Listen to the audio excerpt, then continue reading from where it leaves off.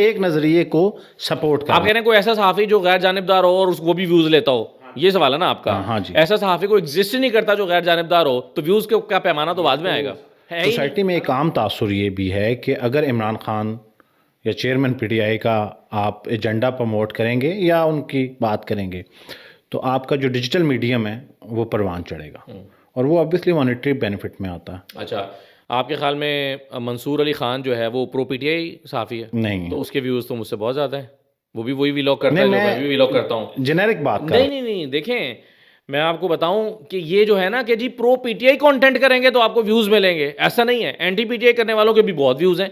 میں نے آپ کو نام لے دیا منصور علی خان کا، دوست ہیں ہمارے، وہ anti P T I content کرتے ہیں، ٹھیک ہے. اور سلیم صافی صاحب anti P T I content کرتے ہیں، طلعت حسین صاحب anti P T I content کرتے ہیں. تو بہت سارے لوگ جو ہیں جو anti P T I content کرتے ہیں، ان کے کیا ویوز نہیں ہیں؟ ان کو بھی بہت سارے ویورز ہیں ان کے پاس. تو سوسائٹی کے اندر تو دونوں طرح کے لوگ ہیں. تو پھر ہم یہ کنکلوڈ کر سکتے ہیں کہ کسی ایک سائڈ پہ آپ کو رہنا پڑے گا ویوز کے لیے.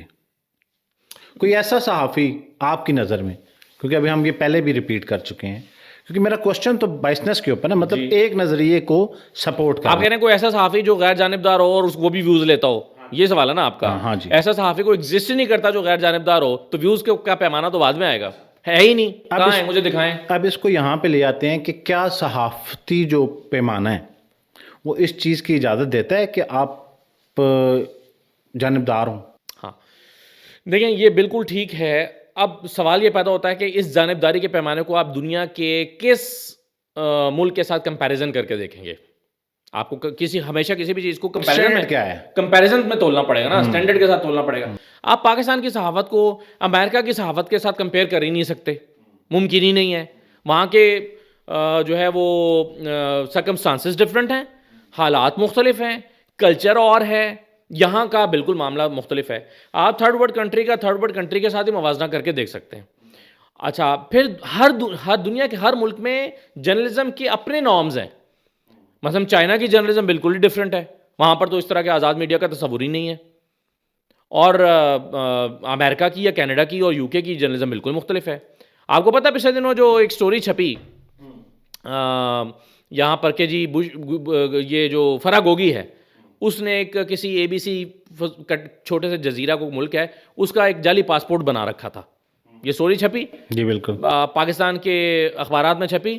جنگ اخبار نے 4 کالم کی یا 3 کالم کی خبر لگائی، لیکن جنگ نے اپنے لنڈن ایڈیشن میں یہ خبر نہیں لگائی. کیوں؟ کیونکہ وہاں پر چیلنج ہوگی، جرمانہ ہوگا.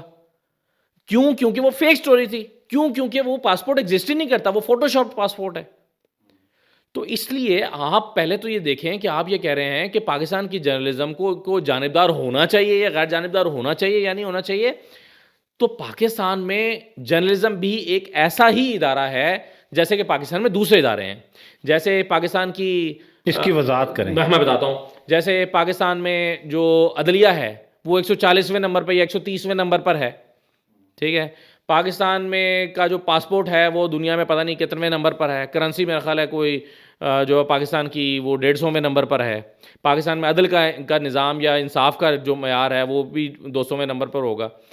تو آپ یہ توقع کرتے ہیں کہ جی پاکستان کی جرنلزم کا جو سٹینڈرڈ ہے وہ دنیا کے ٹاپ 3 میں آ رہا ہو؟ یہ کیسے ممکن ہے بھائی؟ اسی سوسائٹی میں جرنلزم ہو رہی ہے نا. اسی سوسائٹی میں جہاں پر ڈاکٹر جو ہیں وہ اپنے ایک باہر کے غیر ملکی دورے اور ایک اپنی پراڈو گاڑی کے لیے جعلی جو غیر معیاری ادویات بھیج دیتا ہے یا غیر ضروری ادویات مریضوں کو بھیج دیتا ہے یا غلط آپریشن کرتا ہے کہ اس کو جو ہے وہ یہ یا غلط میڈیسنز ریکمینڈ کرتا ہے. اسی سوسائٹی میں ڈاکٹر ہے نا.